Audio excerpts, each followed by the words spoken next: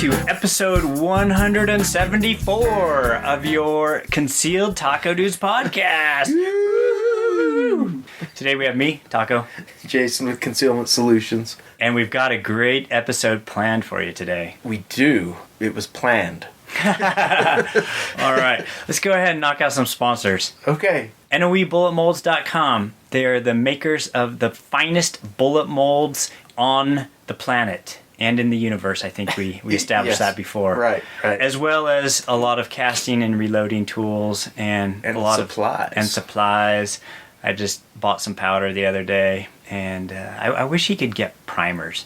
That'd be cool if he our own personal supply of primers at the bullet mold shop. That'd be great. That would be. But anyways, use coupon code FLT001 and it will save you some bucks. Yes. Black Ice Coatings at blackicecoatings.com. Your finest gun finishes around. Teflon coating, hydro dipping, Cerakoting, and probably some other things that we don't know. I was just there this morning. I was picking up a bunch of more or less coat racks that I had made with gun barrels and flash hiders. Nice. To use in the showroom to hang my belts on. Oh, that's cool. So there might be a couple extra. I don't know if I'm going to use them all, so I might have some for sale. Yeah, that'll be cool. But do you know what sets Lee apart from all the other gun coating companies? His expertise. Nope. Oh. Well, probably. He coats them with love. Oh, he does. It makes a difference. We were talking about this with our family. Like, there's a difference when you make food just so you make dinner to have it. Uh-huh. And there's a difference when you make it with love. Yeah. Food made with love always tastes better. When I walked into the shop, he was caressing a rifle that he just finished and stroking it. Okay. So... to be expected. You are correct. When you receive your firearms back from getting awesomely coated at Black Ice, they will have a little bit more love infused into love. the bores of the metal. For no extra charge, I might add. Yes. So, go check out Black Ice Coatings at blackicecoatings.com. Find them on social media. See what they're up to and send them something. Send a bolt carrier to get Teflon coated or something and tell them you want it slickery. I still need to do the break action 300 blackout. Yeah. Did you talk to him about that? Uh-uh. I wanna do it like loud. Loud and proud? Loud and proud. Although when you say pride or proud, it kind of like, he's going to come back in rainbow. I don't want a Unicorns. rainbow. Unicorns would be fine, but don't really want the rainbow. Huh. Yeah. I don't know. Maybe we'll do like aliens or something. Some little green aliens or... There you go. Just something. Okay. The piggy gun is always a hit now. Sure it is. Whenever I take somebody shooting and the hot pink piggies on the hog hunter, it's a hit. People love it. Nice. And then we have Utah Air Guns at utahairguns.com. All things air gun. And we're not talking... airsoft, we're not talking your Daisy Red Ryder, we're talking high-end precision air rifles. Yes. And handguns. Like what they use in the Olympics. Yeah, at least.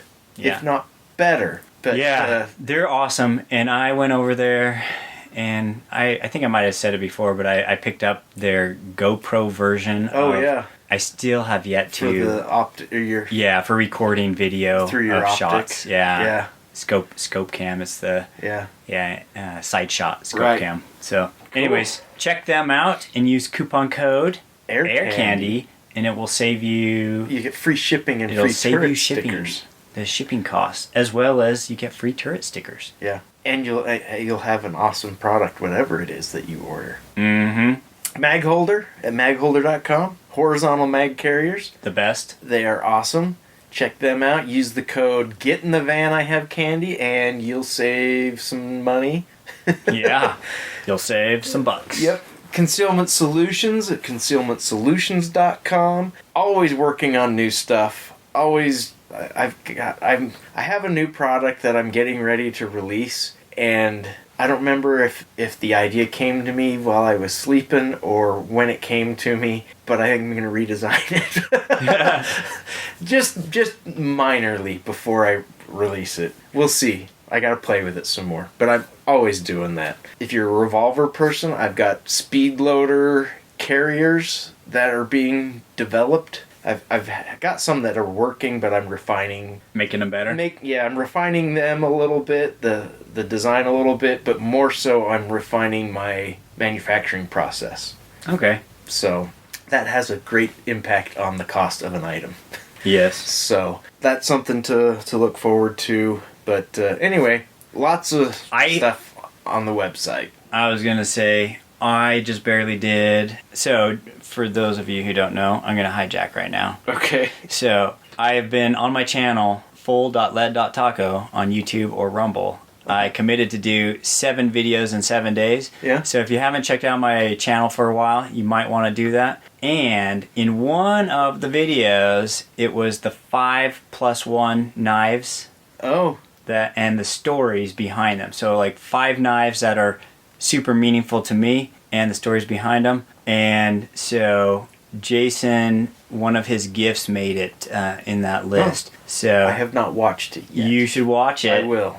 And from that video, I think some people were asking about making a holster and getting one of those knife sets because, cool.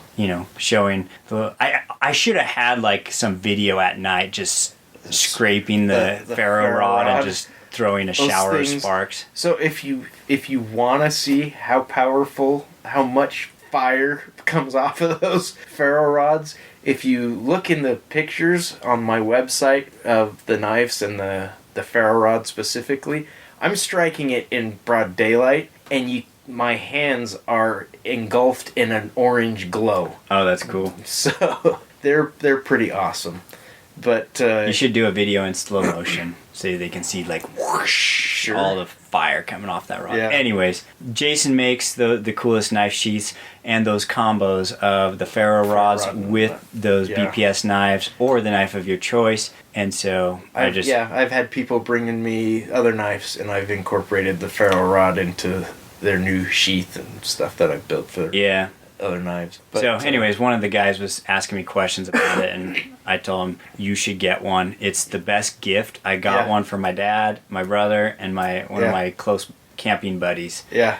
And just those BPS knives with the combo sheath and ferro rod kit. It's really cool. They are pretty cool. And I'll say this too, like my friend that I gave it to him for his birthday, he has, like, both him and I, we take him on our campouts and when we go with the scouts or the young men's groups, and that's how we light our fires. Yeah, same. And it's cool to show them, hey, you can actually do this without matches. Or a lighter or whatever else. And those make it easy too. It makes you look good because of how much fire comes off those rods. If you build your little nest properly to strike on, that'll light up really quick. I've taken a paper towel and like kind of scrunched it up a little bit, thrown it in there, and just caught that on fire, and it worked.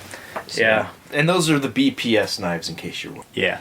But anyway, jump on the website, concealmentsolutions.com, check it out. If you don't see what you're looking for, in the last couple of weeks, I've had 3 people ask me for stuff that I'm like, yeah, I have that, whether it's a light or a laser or a gun model, and I get on the website and it's not listed. Oh, jeez. So I'm like, crap, how am I...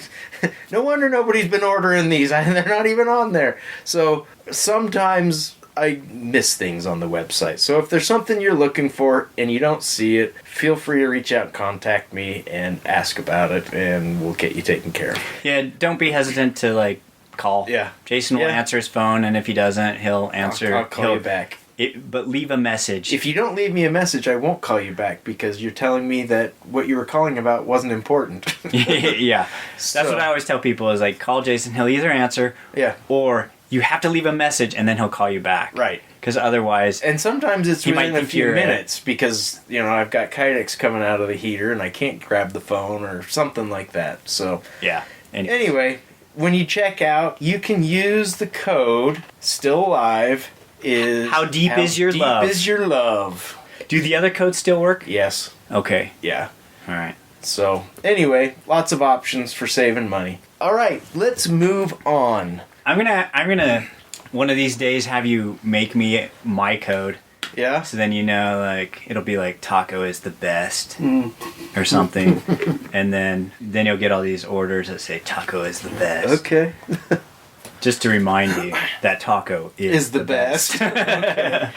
All right. That's important. Do we have listener feedback? Yes. I will dive right into the listener feedback. So Brett B wrote in, and he had, you know how our last episode we talked about good gun deals. Yeah. So Brett decided to share one of his, or a couple of his, and he says, I'll share a couple. Huge fan and have listened to every episode, including way back to the Gun Dudes. Wow. I purchased from... You must have brain damage. Yeah. I've purchased from multiple sponsors, including Jason and NOE. Woohoo! Ooh, good job. We love it when you purchase from our sponsors. Yeah. Anyway, I digress. Story number 1. Back when 40 was starting down the long road to people hating it, 40 Smith & Wesson. Yes. I knew a guy who won a Sigma in 40 after a range trip. What a combo! Yeah, that's a winning combo right there. After a range trip, he hated that Sigma and wanted to sell it to buy a Glock 19. I told him he should. I told him I didn't want it, and he made me a deal I couldn't refuse. $250. When I picked up the brand new once fired gun, he said, "Oh, you can have the ammo too. 1,000 rounds of 40. Okay, I was gonna say $250 for a Sigma and 40 isn't that 1,000 rounds of ammo is worth more than the 250. Yeah, with the round. Okay, so that pays for. Yeah, you could even sell the gun or shoot all the ammo and then sell the gun and break even. Yeah, or be on top or whatever. Yeah. Huh. He says one of the scares came along and everything high capacity was worth more. I traded it for a Ruger Blackhawk in 44 mag. All right. With a shorter 4 3/4 barrel. Just the gun. Kept all the ammo. Nice. He's got it. Yeah. Yeah. Nice. That is a good trade. Yeah, that was. A Sigma for a Ruger Blackhawk in 44 mag. Yeah, that's sweet. Should have kept that revolver, by the way, but a really good friend was looking for an Inox Beretta 92. I traded the Ruger for a nice Inox. My friend traded me a Colt 1911, really nice in the original box, and when I researched it, it turned out to be a Colt Combat Target, which was made for 1 year in 1997. Oh. It's basically a Colt Gold Cup with a parkerized finish instead of royal blue.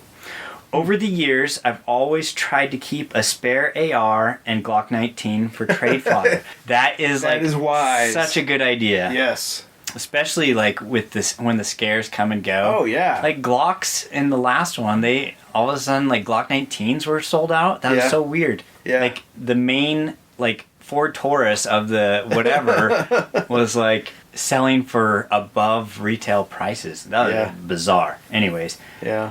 My best trade for a Glock 19 goes as follows. I ran across someone looking for a Glock 19 and he said he wanted to trade for it, of course. I asked what? He said he has a .357 mag revolver, and when we meet, it's like a brand new Colt King Cobra he bought in the early 90s and only shot a few times. He was happy with an even trade. Oh my gosh! That's so funny. Yeah. Wow. Those are some good trades, man. Those are some really good trades. Came out on top. I was as soon as you said Sigma, too hopeful when you started off with Sigma, but this is like the story of the guy who started off with a paper clip and traded it. And when he ended with his trades, he had a house. Yeah. After all the up trading. So this question, I have a question for Brett B. From your story, the ammo that you kept, did you already have a different 40 cal or did you buy another 40 cal to shoot the ammo? So, if so, let us know. Yeah. Curious. All right, this one's from Rodney M. He says, first, I love the show. I've been listening since episode 1 of the Gun Dudes. He also must have a little bit of brain damage. I was given a 1950s Garand that has to have that gas system replaced. I am looking at getting the action and barrel refinished eventually and thought about black ice. What are your thoughts? I hate parkerizing, and in reality, I will probably be buried with this rifle. Also, Jason, do you make a holster for a Smith & Wesson Model 12? It's the airweight version of the Model 10 with a 2-inch barrel.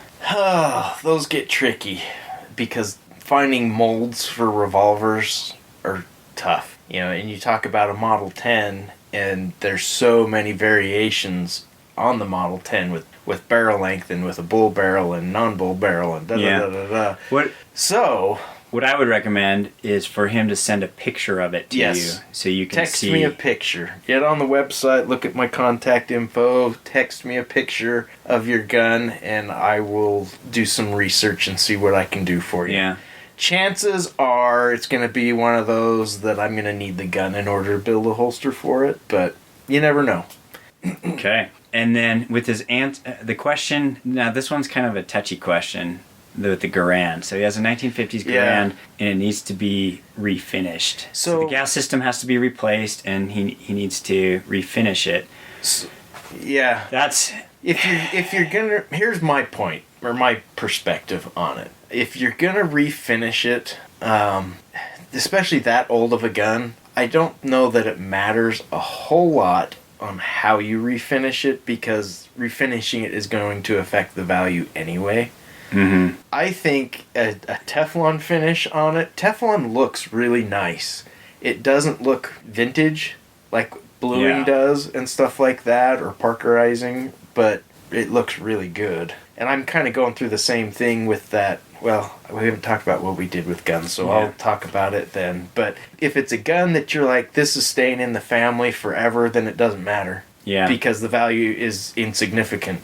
If it's something that you're holding on to for historical purposes and you want the value to increase and someday, it's going to end up in a museum or whatever, then you're probably better off to not even fix the gas system and just leave it as it is. But it sounds like this is something that you want to hang on to, keep it in the family, shoot it. I say Teflon it. Yeah, so... And there's probably a whole bunch of people screaming at their...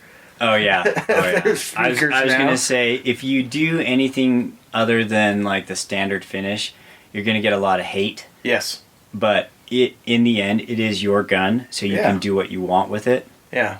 I know that there's a guy in our neighborhood who had these two Garands, and you could tell he refinished the stocks and wood on one of them. Uh-huh. And he did like the high gloss, finish. Yeah. And, the guy, he shot those guns. Yeah. And so to him, the high gloss, and that was kind of the older style that looked good to, the hunting style. Right. I think he used them to hunt too. Yeah.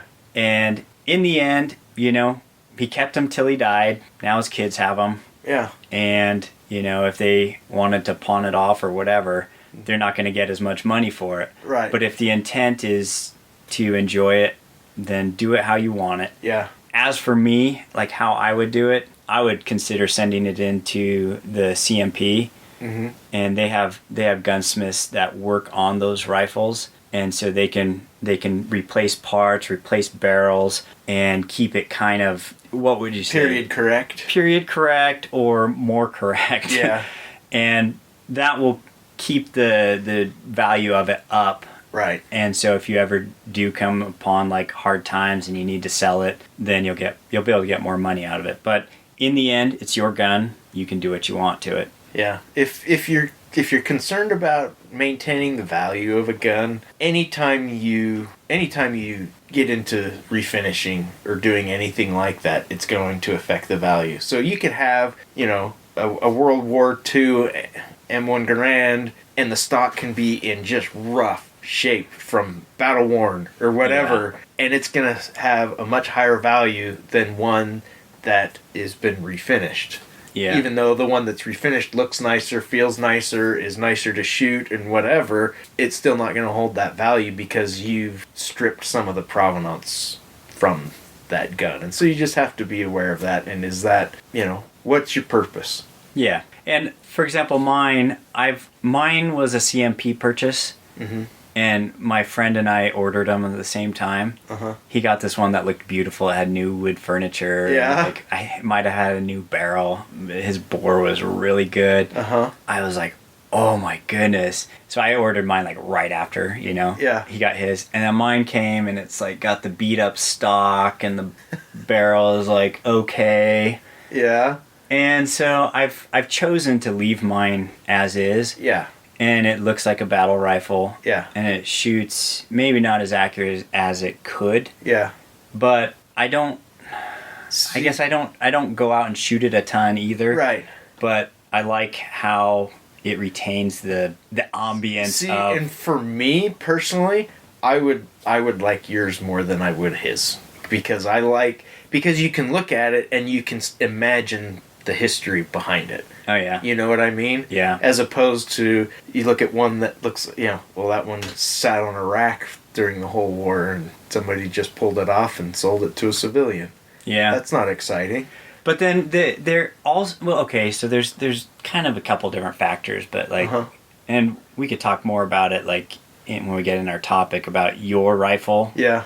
And when we took it shooting. Yeah. And remind me to mention something about that. Okay. But yeah, anyways. So your rifle, do what you want. Yeah. But Jason recommends Teflon. I recommend sending it into depending on your point, your purpose behind it. Okay. Also, we got one from Jason in NH, New Hampshire. Wow. I've It's enjoyed. almost as bad as California. Is it?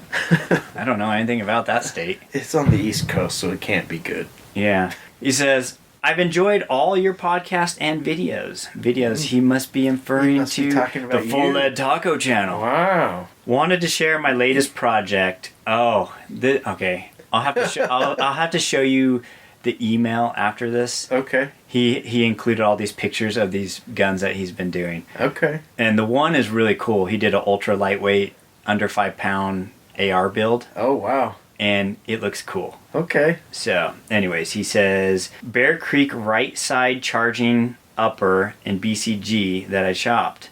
Solo 300 charging handle, CAC barrel, 16-inch 7.62 by 39 cut down and reverse gas block to cover up gas port. So he's doing one of those like survival pistol thing. Kind of like build. what we did a while ago. Yeah, Solo 300.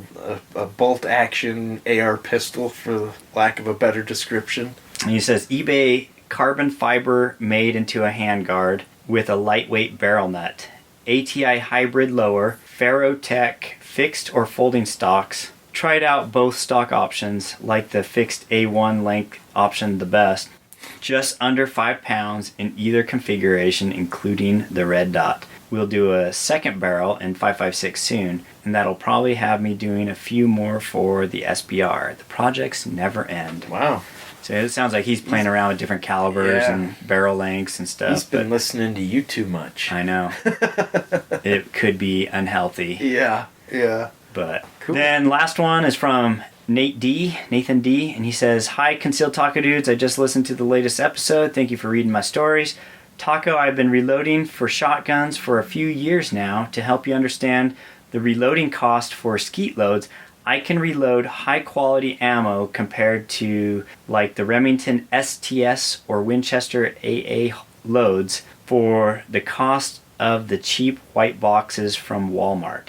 I got into reloading for shotguns more for the love of reloading than the cost savings. Also have an NR Davis & Sons shotgun that is well over 100 years old, so I can load some real low pressure loads for it. Cool. If you have any questions or need any help, feel free to reach out. I'm local, so if we need to, I can meet up to help you. Yeah. And I think I emailed him or texted him, but I may end up like just have him come over and might as stuff. well. Yeah. Rather than trying to reinvent the wheel by yourself. Yeah. Have somebody who knows the ropes. It is like always so much easier when you're starting a new process to like just if you can watch and see how it's done in person. Right. It makes it so much easier. Yep. To like then your questions are more relevant. Yes. And so that's how it is with casting and reloading. So I've always offered it to friends and family and strangers. Like, hey, if you ever want to learn how to cast, let me know. I can show you the ropes. And very few people have taken me up on it, but I've actually made some good friendships from strangers that took me up on the offer. Huh. And so, casting bullets is not a difficult thing, but if you're jumping it in completely cold, it is. Yeah, you just don't know. You don't know the process. You don't know little tips and tricks like a hot plate to preheat your mold. Right. To get instant good bullets instead of, frustrations with like wrinkles and stuff all over your bullets and not getting complete fill out and stuff. So, right. Anyways. Cool. So that's it for listener feedback. Well, thanks for the feedback. Keep them coming. We like listener feedback. And if any of you want to write in, then just send us an email at concealedtacodudes, all one word, @gmail.com. Yep. All right. I have an epic news story. All right. I'm ready for epic. I wish Stan were here. Oh, yeah. And Carl. They would both love this. Make sure you guys send your hate mail, and we'll read it to them. Unless you don't miss them. Maybe you're glad they're gone. They're not gone. Nobody's ever glad that Grandpa Stan is gone. I know. Everybody loves Grandpa Stan. It's true. Okay, so I'm going to skip the headline because it gives away the awesomeness. Okay. Yes. It's like when you watch a trailer for a movie and it looks hilarious and you go to the movie and it's like all the funny parts were in the trailer. In the trailer and you're like, I already saw that. Yeah, this movie is lame. So we're not going to do that. All right. According to local media outlet WCAX, the incident began when 3 armed individuals began trying to force their way into his residence. This man, who will be named later, shortly before midnight. So this is a late night home invasion type of thing. As they attempted to break through the locked door and into his house, the homeowner reacted by retrieving his firearm. But what set the incident apart was that his firearm was not the typical semi-automatic handgun or modern shotgun or rifle used by armed citizens in like incidents. Did you use a Garand? But instead, it was a muzzle-loading rifle. Oh! Adding urgency for the 75-year-old homeowner, Mr. Gordon Richard Sr., was that the door through which the alleged home invaders, all of whom were armed, were trying to break is an interior door in the residence. Oh, geez. So they were breaking through an interior door? A flimsy... hollow door? Uh-huh. Oh, dang. So this interior door in the residence was coming through a section of the house in which Mr. Richard's son lives. His son is being sought by police in connection with the incident. Oh, interesting. So that's not good. In any case, the muzzleloader proved sufficient for the 75-year-old homeowner. After retrieving it, he responded to the thieves by opening the door and firing his musket. Oh, jeez. At one of the attempted home invaders. That round hit one of the suspects, who then retreated from the house and was later found in a neighboring yard by the police when they responded. The 2 other suspects managed to flee before the Vermont State Police arrived at the scene. The injured suspect was, however, detained and transported to a medical center to treat the wound. He was in critical condition after the incident. Okay, I'm just going to say this. Muzzle loaders shoot big bullets. Yes. And they're usually... Well, okay, some of the new stuff is like high-tech. It's got like jacketed bullets and shooting in the sabots and stuff. Sure. But traditional ones are like soft lead. Yeah. And they hit really hard. And they expand in just big holes. Yes. Because they're designed to do a lot of damage at lower velocities. Yep. Yeah. So, the police report, commenting on that aspect of the matter, notes, responding troopers located Brown in a neighbor's yard. No other individuals were found at the scene. Brown was transported by ambulance to Northern Medical Center in St. Albans and later transferred to the University of Vermont Medical Center in Burlington, where he was listed in critical condition Wednesday afternoon. Further, the police report notes that Mr. Richard is cooperative with the investigation, saying, throughout the day Wednesday, troopers have executed a court-ordered search warrant at the home, spoken with individuals and pursued various leads. Richard has been cooperative with investigators. No one has been taken into custody or faces any charges at this time. Other than the dude that's almost dead in the hospital, I would think. Yeah. USA Carry commented on the incident. They've noted, this event underscores the critical importance of home security and the potential role of firearms in protecting yourself and loved ones. Muzzleloader rifles, often associated with historical reenactments or hunting, are not commonly cited in modern home defense scenarios, making this incident particularly noteworthy. It also highlights the unpredictable nature of home invasions and the split-second decisions homeowners may be forced to make in the face of danger. Okay, I just had this other thought. Anybody who has fired black powder, yeah, I think he only needed one shot because the guys couldn't see afterwards. Yeah. That would have filled up the hallway or room with smoke and like crazy. So I have been reading a ton lately. I've as of a few weeks ago, I've already finished 3 books this year. So if you've listened to this podcast for a while, you know what that means.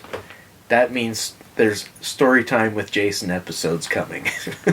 Woo! But a lot of the stuff I've been reading is older, 1800s and stuff like that. Mm-hmm. More than one story in close action, people being shot with black powder, the guys catch on fire. Oh yeah, Because of the muzzle blast. Yeah. And that could very well, the dude could have burns on him as well as a great big hole in him. So yeah, there's more than one story that I've read where after a shooting, the dead guy's on the ground and his shirt is on fire. Oh wow, that's crazy. It's really crazy. But anyway. Yeah. You'll have to do a story time with Jason. I will, because I always listen to those episodes too. I know so. they're fun, but they take a lot of prep work so that I can be smooth. All right. But anyway, so that's coming. One thing I wanted to mention when you were going through the listener feedback and people were saying how they've listened to podcasts forever and stuff like that. Before we started the podcast, we couldn't remember what episode we were on, and so I pulled it up on Spotify. I was like, oh, last one we did was 173, and I noticed there was a button there, because I had the Full.Lead.Taco Dudes podcast pulled up. It says, more like this. And I went, I wonder what else there is like this. And I hit more like this, and it came up and said, we couldn't find anything. So...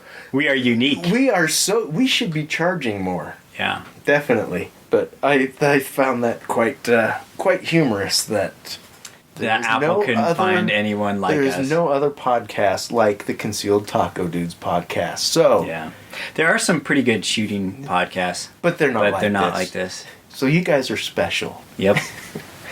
All right. Should we hit what we did with guns? Yes. So what we did with guns will trickle into the topic. Feed into a topic. I will start. I bought 2 guns since we recorded last. What'd you get? So here's the thing. I was thinking about this. This year on the podcast has started off completely backwards and bizarre because you're buying 22s.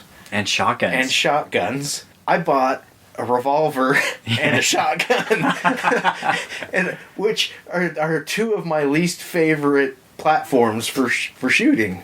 I mentioned a while ago I had a customer come in with an old Smith & Wesson, I think his was a Model 64 that he picked up real cheap. Yeah. Went through it, redid the trigger and everything, and he's going to shoot competition with it. And I went, that's really cool. And it got me thinking about, we've talked before about, what's going to be the latest, greatest, whatever. And I've kind of been gravitating toward, I guess, antique type guns, historical, I should say. Okay. And that appeals to me. And I've thought, what's going to be the next historical groups of guns coming out of, the last few generations? And I feel like a Smith & Wesson revolver in .38 Special is definitely one of those things. They're plentiful. Yeah. They're really pretty inexpensive right now. Especially the one you got. Yeah, well, I picked this one up at our favorite pawn shop for $300. It's a Model 10-8 with a bull barrel, blued finish. When I saw it in the case, I was like, that's the ugliest thing I've ever seen. It has got this massive walnut grip with these super deep finger grooves in it. It looks ugly. Until you pick it up. And then you grab it and it kind of hugs your hand. Yeah, you pick it up and you're like, oh, Yeah, it's like it almost feels like a handmade target style grip. Right. So, based on, this customer that came in that impressed me with his gun, I picked that up. And we shot it recently. It shoots really nice. It locks up really good. It's got a bright bore. There's a little bit of pitting on it. It's not terrible. The outside or the... Yeah. Okay. Not in the barrel. The barrel's good. Yeah. Just on the frame. And so, going back to our listener feedback with refinishing stuff, I'm more likely gonna Teflon the whole thing. And I don't feel like this is like a super historical... I was gonna say it's kind of heresy, what you just said. Yeah. But if you're... I think Mark did that to an SP-101. Yeah. After he'd spent hours putting a high polish on it, then he decided to have it Teflon. Dude, it looked awesome. Yeah, it was smooth too. They look super awesome. Whatever happened to that revolver? I think that might be the one his daughter has. Okay. But I don't know. We need to take her shooting. Yeah. So, I normally, and there's some wear on the barrel from, some of the bluings rubbed off, which doesn't really bother me. It's kind of the history of the gun. But I don't want the pitting and stuff like that to get any worse. Mm-hmm. And I feel like the best way to prevent that is to Teflon coat it. The lazy man's way. I think it's a better finish personally because it smooths everything out and it protects it. It does protect it from weather. Right. It kind of makes it like weatherproof. Right. In a way. Right. And that's kind of my purpose for that.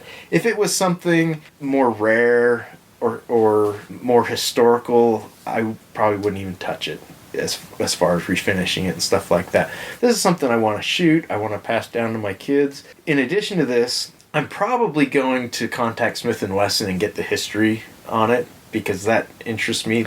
The research I've done, I've got a book coming that's going to help me research it better. But the research I've done, the best I can figure is it was manufactured in 1977. But I don't know that. Everything is so vague. It just drives me nuts. Because other things I've been able to nail it, like an old SIG. Oh yeah, this is when it was manufactured. It's not that hard to find. But anyway, I'm certain that it probably started its life as a duty weapon in some police department somewhere. I have located some vintage basket weave holsters, dump pouches, and handcuff case. Unfortunately, the belts were too small to fit me, and they're like pristine. They look brand new. But they're nice. But they're vintage, so I gotta find a belt still. But I want to have a complete like cop duty belt to go with this. Do you think you could, find a good matching leather? Yeah, piece and then take the buckle. Yeah, make your own belt that's identical but just longer. That basket weave was just so deeply ingrained in every police department. That's what you did, right? If you were a cop in the 60s through the 80s and sometimes even into the 90s, you had a black leather basket weave 2-inch belt with a leather thumb brake holster and all the stuff to go with it. So I'm sure there's variations, but it stayed pretty consistent for a really long time. So I want to put together a complete little package to go with that gun. I think that would be kind of cool to pass down to my kids eventually, and kind of create some provenance and some history with the gun, especially if I find out that that's where it did start its life, was in a police department. And then same pawn shop, I picked up a 20 gauge after talking to you. So Winchester. It's a Winchester 1400 Mark II. So it's kind of it's a semi-auto, a budget semi-auto, skeet gun. And I think some people use them for hunting. Probably. But it's got wood. It's got nice wood on it. The research I did, I think they only made that model from 68 to 73 or something like that. So it's an older gun, which appeals to me. It's not anything that's ever going to be, super valuable or anything. But I got it to have a second shotgun So I really want to try Trap clays. sporting clays. Sporting clays. Yeah. Trap also. But trap is like longer shots. Right. And a 20 gauge isn't ideal for that. But yeah. Anyway, so it's just kind of a second one. So if my son wants to come or whatever. And honestly, I don't love shooting 12 gauge. It just beats me up. And the 20 gauge semi-auto was considerably more pleasant to shoot. Yeah. So anyway, those are the two guns that I ended up with, and you got a good deal on that. Yeah. Winchester. Yeah. The day I brought it home, I showed it to somebody who offered me $75 more than I paid for it. Yeah. So anyway, that's what I did with guns. Okay. And Jason did something else, but we'll talk about it on the topic. I'll cruise over my stuff. I did a bunch of casting, reloading, and shooting, and I ended up getting, let's see, so I'm working on developing some 10mm cast zinc loads. Oh. And right now I'm in the process of running them through the ballistic calculations with the quick load to find out, something that's kind of upper end of pressure, but not max load, because there's some unpredictability with the zinc. Sure. Right? Like you don't know when it's engraving the rifling, if the pressures are going to spike a little bit because it's a harder metal. Yeah. Or, et cetera, et cetera. So, sure. So I usually like to work it up to kind of a mid-high or high-mid, and then go take it out and shoot it, and then check primers, check pressure, that kind of stuff. Yeah. So I've got three different bullet weights. I'm also working on the NOE made this one mold, which is for 10mm and 40. Mm-hmm. Is basically one of their regular bullets, but it is cut short. And somebody had wanted like I can't remember the bullet weight. It was like 135 grain or something. That's really light. So they just wanted like a faster, lightweight bullet, to plink with. And so I've been doing some calculations with that to figure out some loads, and then hopefully after I can get these loaded, the test loads, fire a couple, at the indoor range, get some chronograph numbers, then we can go outside and take them to the range to plink. I don't like shooting very much at the indoor ranges because I hate indoor ranges, and you can't collect your brass. You're not supposed to. Yeah. And anyways. And I feel like it's my brass, and I want to keep it because I reload it. So instead of having them keep it and sell it. Right. And charge me to shoot there. Right. They should actually not charge me to shoot there if they're going to keep the brass. Some of that brass is worth some money. It's true. So anyways, did that.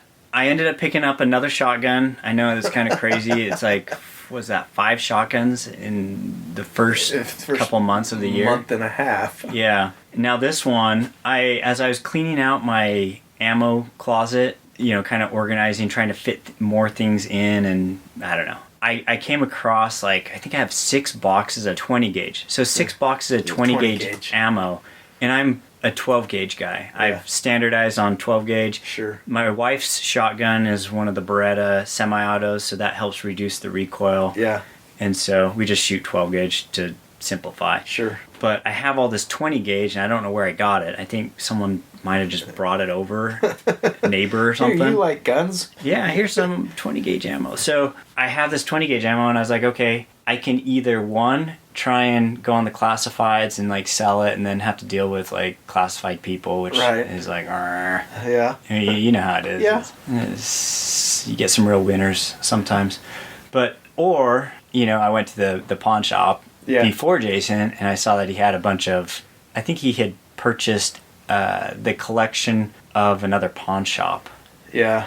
And so, anyways, one of the... He's got a lot more guns than he normally has. Yeah, it was I was surprised. He had a wall of guns. Yeah. And so he had all these shotguns, and I said, hey, do you have something that I could shoot 20 gauge for cheap? I want to buy a cheap shotgun, shoot all the ammo, and then sell the shotgun for about what I paid for it. Right. And so I got one of the Maverick 88s in 20 gauge. Yeah. He had showed me the Winchester, but I just wasn't sure if it would have problems cycling some of the ammo. It's always a question with an older semi-auto shotgun. And I'm not planning on shooting any of the 20 gauge. I'm planning on letting the boys, the young men's group, they can shoot it if they're like sensitive to recoil or something, or just to shoot all the ammo. Yeah. And then I'll sell that gun. Yeah. But yeah, you told me the deal you had and that you'd looked at that Winchester, and so I went, wow, what that price? yeah. Plus, and we were also testing Antonio to see if he was going to give us both the same price. Yeah, that's funny. Yeah. Which he did without he succeeded. Without being encouraged. But yeah, I was going to say with that 20 gauge, I would have given you the ammo if you had bought it first. But that's okay. But it's all right. You know what? We'll Honestly, it wasn't even on my radar till you said something. And I went, well, for that price, you know. And I've talked to a couple guys and they're like, no, you should hang on to that. You should keep that 20 gauge pump. Yeah. And I'm like, but maybe for the price, I only paid like under $150. Yeah. Like, I think 140 or something. 140.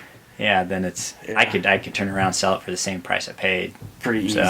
Yeah. We'll see. But I also got like a shipment of a ton of different holes, primed holes, and gas. What do you call them? Gas. I don't know. The gas seals. So gas seals, the overshot cards, and all these components. And I was trying to get a lot of things, and a little bit of a lot of things. Yeah. You succeeded in acquiring a lot of things. Yes. There's a huge box in here overflowing with shotgun shells. And then in the garage I have like a bin overflowing with the wads, a variety of wads.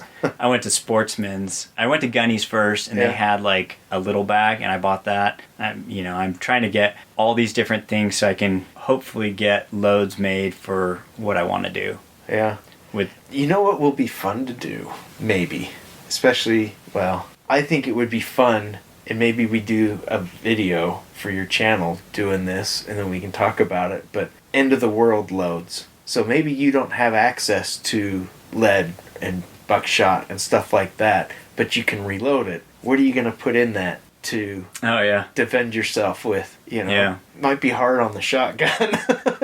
Yeah, well, a lot of that stuff, it sits inside the wad, right? The plastic wad that seals the gas traveling down the and barrel. So after it leaves the barrel, then that's when it starts to like. I think that would be a fun thing to test and play around with. Oh yeah, we should definitely do it. We could look at that one YouTube channel. They have the high speed camera that it's called a Tauflader mouse. Yeah.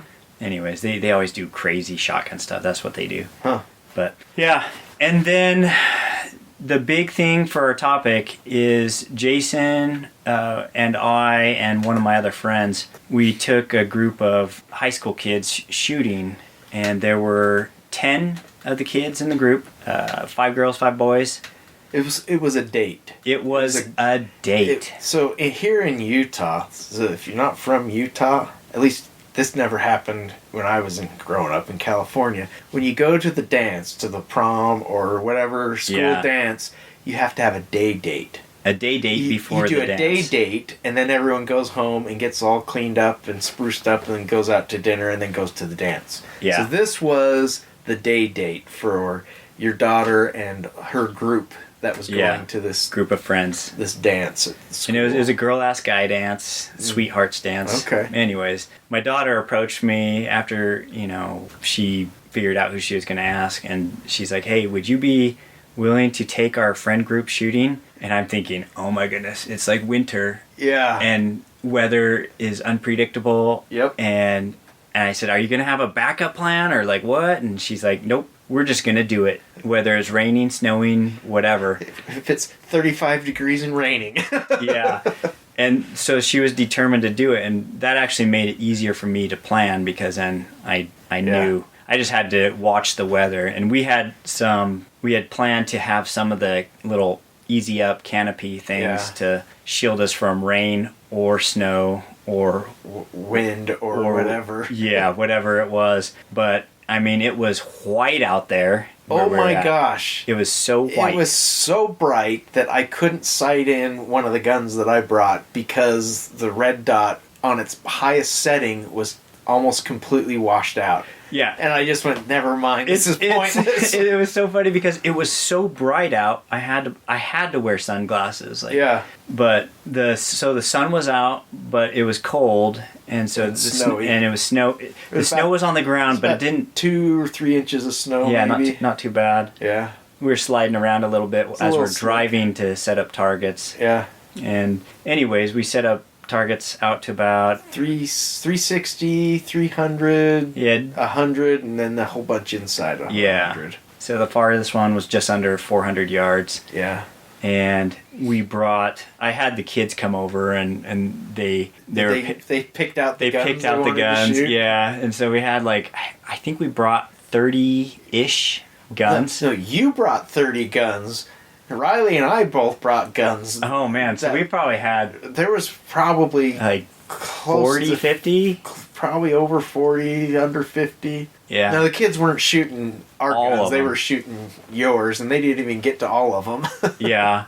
They did shoot most. Yeah. But... Absolutely. Yeah, anyways, it turned out to be a huge success. Yeah. It was funny though with the kids though, they're like, what? Because I told them, I said, okay, I know a lot of you don't know much about guns. It's okay to request something from a video game or a movie. Uh-huh. And, if there's something that you want to shoot, let me know. I either probably have one or something similar, or I know someone who has one, and I can see if I could borrow it. Yeah. And so they were describing different guns from Fortnite and some other stuff. And so I was like, oh yeah, that one's like this gun. And then they're like, oh man, this is so cool. But we of course, started it with safety training, where we covered the 4 rules of gun safety. Yep. And the range rules with where the shooting line was. Yep, where you need to be when you're shooting and where you aren't when people are shooting. The other thing that's important to cover, and I always do this, even if we were using factory ammo, it still applies. Oh, absolutely. But, to cover gun malfunctions and what to do when that happens. Yep.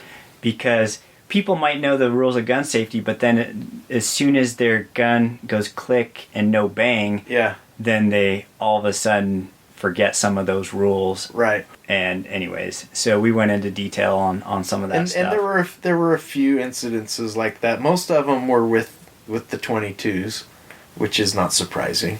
Yeah. But they were all really good. Every now and then they would sit there and they'd look over their shoulder with the gun pointed down range. Hey, I need some help. And you'd go over, clear it, set it up. They'd go back to it.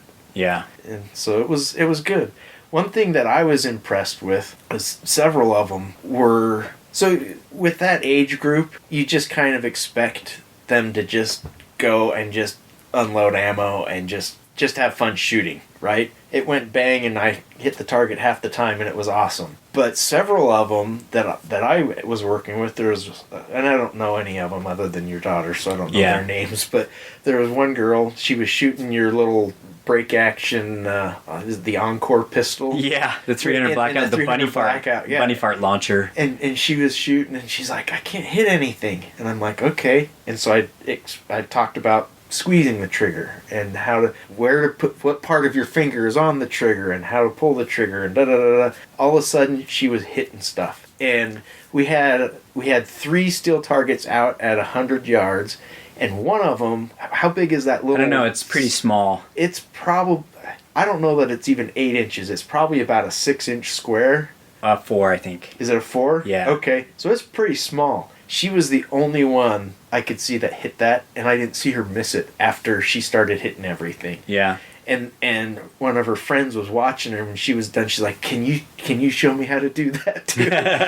and I showed her. She didn't have the same success that her friend did, but she improved. And then what's interesting about that is that on that gun, so it's just a break action 300 blackout pistol where we're shooting the bunny fart. Right.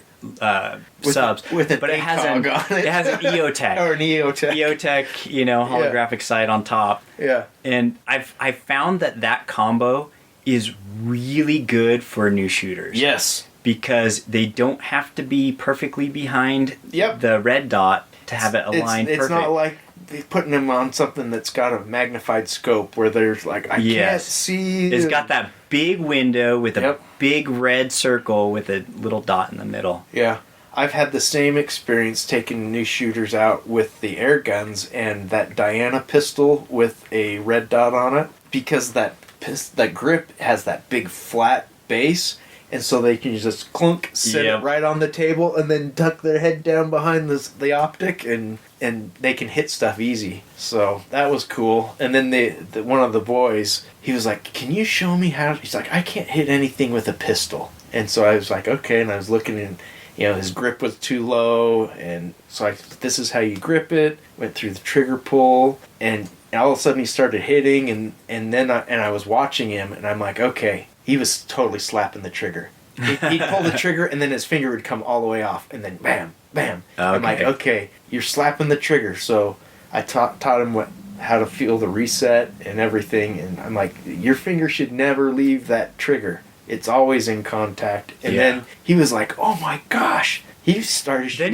really hitting, well. Yeah, he started hitting like everything. Yeah. And he surprised himself. Yeah. So, and one of the things that kid had told me, when they were picking out guns, he's like, I really want to learn how to shoot handguns better, because last time I went, I just I couldn't hit stuff very good, and the other thing that's helpful when you take like youth shooting is when you have multiple like helpers, safety guys, experienced guys. So I had you, and I had my buddy Riley, which was helpful. We could have probably even used one more guy to help out. It seemed like we were able to cover most of the stuff, but you can't give that personalized instruction to each person if you are managing a group of 10 people by yourself. Yeah. And so it was nice, because I looked over and I saw you teaching that kid how to, pull the trigger properly, and how to hold the gun. And handguns are actually not, people watch movies and stuff and they think handguns are naturally, you can just pick it up and shoot. Yeah.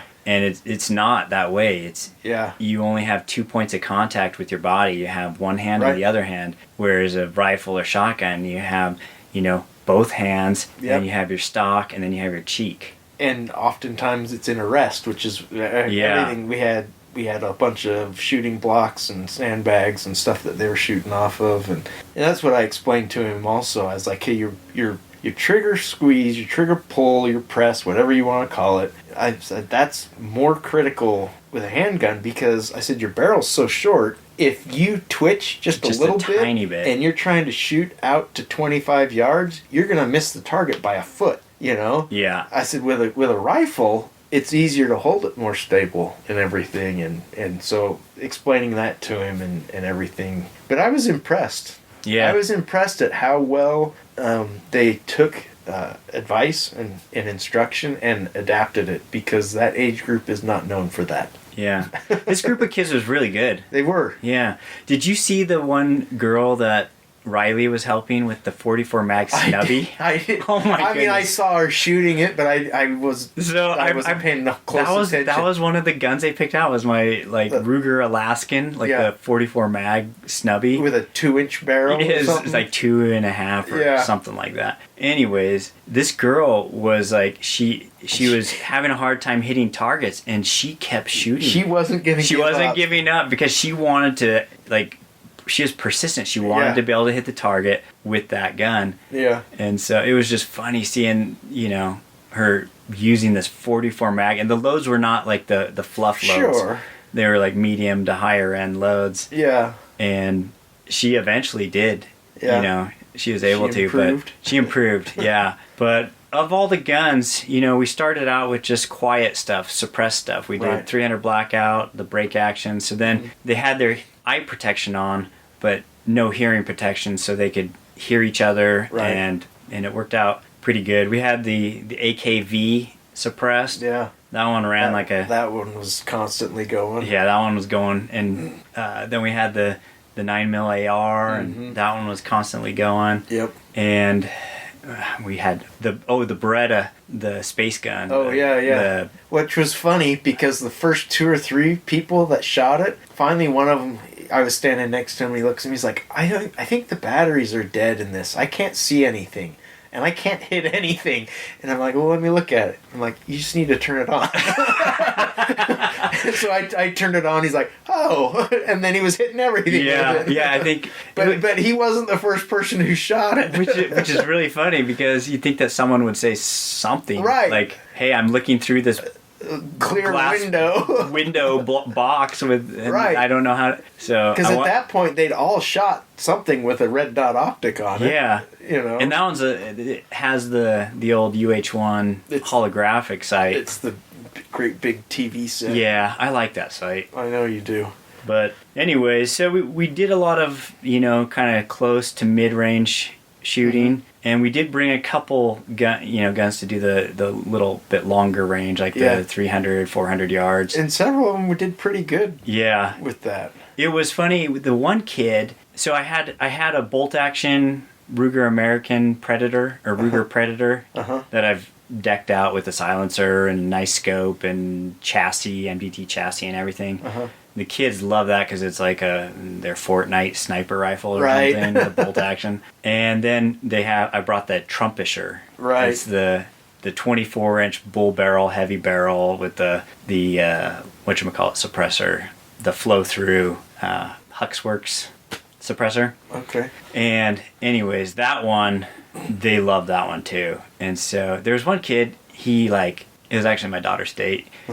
He shoots and he just miss. And I'm like, how are you missing? Like, everybody's hitting everything with this gun. Yeah. And, he kind of like, oh, okay, And then he came back later and he's like, hey, can I try again? I'm going to be using I guess he figured out his eye dominance was opposite. Say, there were a couple of them. And so I don't know if you were the Riley, one or Riley yeah. helped. Okay. I watched Riley go, I think you're left eye dominant because he was shooting the 9mm AR and he was holding his head really weird and Riley's like, what are you trying to look through your left eye? He's like, I think you're left eye dominant. Yeah, and so we set him up shooting left-handed. Yeah. And all of a sudden he could hit stuff. Yeah. And so he came back to the Trumpisher. Which is interesting because usually with a magnified optic it doesn't really make a difference. Yeah. And maybe he was holding his head weird or something. Maybe. And I probably wasn't doing a great job at looking at which eye was open and anyways. But he was able to shoot left-handed. It was awkward for him, but then he hit the target. Yeah. And it's funny how with steel targets out at the range, you get that instant feedback. Yeah. And when they're shooting those longer targets, you can kind of see the target start swaying a little bit when you get the hit before you can hear the ding. Well, some people can see it. Yeah. So we got there a couple hours early and set everything up, and then we all had stuff that we were either sighting in or had never shot before. And so one of the guns that I shot before everyone got there was that Swedish Mauser that I got. Yes, from okay, you. that was So it is 6.5x55 Swedish, iron sights, and I'm looking out. And to be fair, the steel target at 360 yards, at least one of them that was out there, is what, about a 2-foot square. It's a full IPSC torso. I don't think this one was perfectly square. No, it wasn't. Wasn't it? Nope. Okay. Yeah, I thought it was bigger Jason's than that. eyes are so bad that So here I left the big square at home because it's too heavy. Okay. So anyway, a torso. Yeah. I thought it was bigger than that. So I feel better now because I'm looking out at it and you guys are shooting your stuff and doing your thing and I'm looking out at it and I'm like, okay, I the only way I knew or had a good idea that was the target is because we'd driven up there and put it there. If I hadn't have been up there and put it there, I would not have recognized that as one of the targets. Yeah. Because that's how bad my vision is getting. And so I'm looking at it, I'm like, okay, I'm pretty sure that's it. And I would line up on it, and squeeze the trigger, and dong! I'm like, all right, that was the target. Isn't that so satisfying shooting iron sights? Yeah. And being able to hit something that far, almost 400 yards. And so I was shooting that one and the one that was at 300 yards. And I was, the first couple of mags or whatever you want to call it with that gun, since there aren't mags. But yeah, it is a magazine. Yeah. Internal mag. So it takes 5 shots. So like the first 10 shots, I was about 50% on that 300 and the 360 yard target. And then I kind of figured out the gun and everything. And the last 5 shots I put through that gun, I didn't miss on that 360. So I was like, all right, this is cool. I had a lot of fun with that. See, and the fact that old gun, how old is it? Like it's a 1919 Swedish Mauser. Yeah, something that's that old. And yours is not really a collector. It's not definitely not. It's mixed mixed parts. What is it? Non-matching serial numbers. Yeah, so you could pick that up again at our favorite pawn shop for super cheap because the stock had been cut and there was a piece I think the top wood piece was missing off of it and stuff like that. And so I got it from you for super cheap. And I thought, well, and I said, was it going to be a decent shooter? And he's like, it'll shoot. It'll be a good shooter. It's just not right. Yeah. And so I did a little bit of research and I ordered a new stock for it. Didn't Gene help you? Gene helped me to make sure I was getting the right thing, yeah. But there was... So it wasn't a new stock, it was a new old stock. So just like any of these old military rifles, they get something that's got a bad action or something and they tear apart and they part everything out. So I ordered a stock and the top wood piece for it. And when I was looking at it, it's like, in bold letters, this does not have the medallion. I don't even know what that little medallion on the side of the stock is. Maybe somebody can tell me. I forget what it was, but it tells, I think, the manufacturer and like the time and maybe all that. Yeah. So anyway, it's like it's saying it's not going to have that. It's not going to have this. Da da da da. I'm like, I don't care. I want the gun to look complete. And in its proper form. Anyway, so I ordered it, and when it came in, it had the medallion, it had all the other stuff. Yeah. So I'm into that gun really pretty cheap. The one mystery, in fact, I had to inform you on this. It has a threaded barrel, but the threading is weird. And I asked you, I'm like, what's the threaded barrel for? And you didn't know. No, I knew what it was. You did? Yeah. Because I did some research.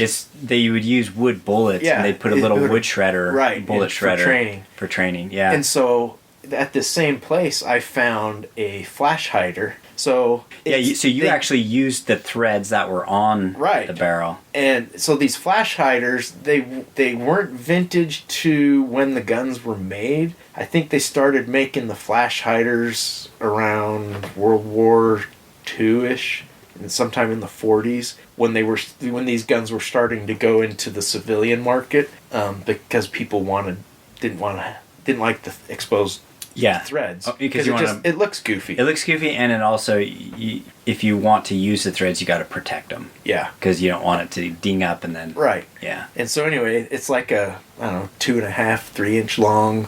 I noticed that on your gun. I was like, and so I'm like, well, cool. I said, not vintage necessarily for when the gun was made, but it's still a vintage part. Yeah. And so. Well, the funny thing about your gun is, like I said, it's not a collector because it's got all these it's pieced together, non-matching things. Right.